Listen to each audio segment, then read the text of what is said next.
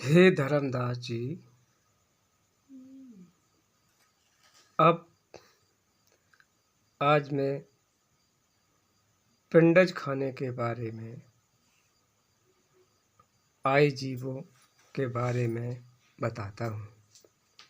पिंडज खाने से जो जीव आते हैं वे बैरागी होते हैं। ऐसे जीव योग साधना करते हैं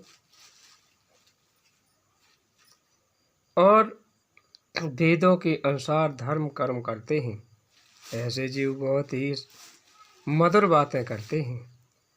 ऐसे जीव धन संपत्ति को बहुत मानते हैं और सोते समय रात में बहुत ही सुंदर बिस्तर बनाकर सोते हैं।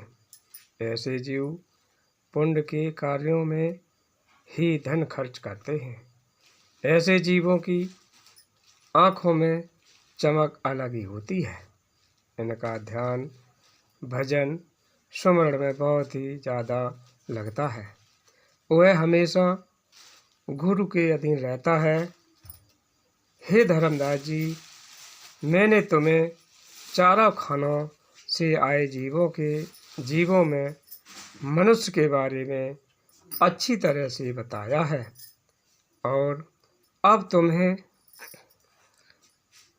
उस जीव के बारे में बताता हूँ जो अपना समय पूरा होने से पहले ही मनुष्य शरीर को त्याग देते हैं और वह पुनः मनुष्य यौन में जन्म लेते हैं। अब उसके बारे में बताता हूँ।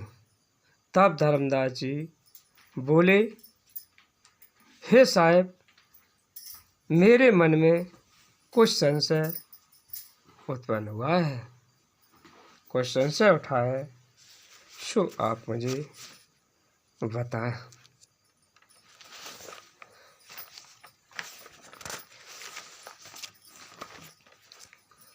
84 लाख योनियों में भटकता हुआ जीव मनुष्य शरीर पाता है।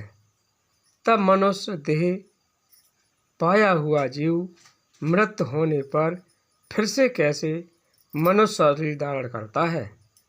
तो मृत्यु के बाद पुनः शरीर धारण करने के बारे में मुझे बताएं। पुनः शरीर धारण किए मनुष्य का लक्षण भी बताएं।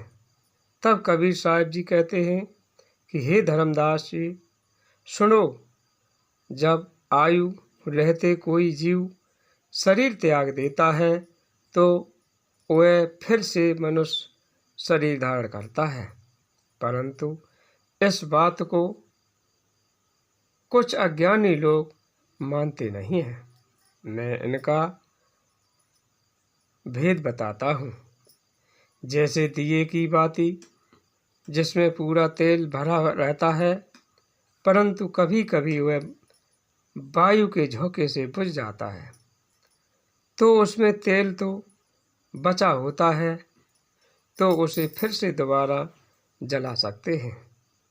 इसी प्रकार से मनुष्य फिर से पुनः शरीर धारण करता है, परंतु जहाँ वह फिर से कर्म बंधनों में बंधा होता है,